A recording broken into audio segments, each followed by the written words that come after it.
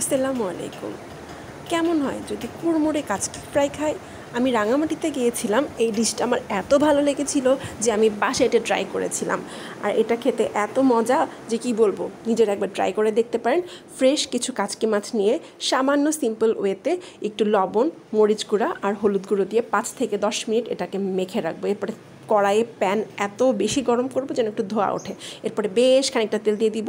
তেল দিয়ে এরপরে কাচকি মাছগুলো একদম সমানভাবে প্যানের উপরে ছড়িয়ে দিব এবং খেয়াল রাখবো মাছগুলো আমি বেশি নাড়বো না, নাড়ানাড়া করলে কিন্তু মাছগুলো আবার ভেঙে যাবে।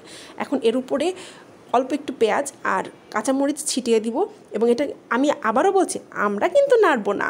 এবার ভালো করে আস্তে আস্তে এই কাঁচামরিচ সহ এবং পেঁয়াজ সহ মাছগুলোকে উল্টে পাল্টে হালকা করে ভাজতে হবে এবং একদম কুড়মুড়ে হওয়া পর্যন্ত ভাজতে হবে।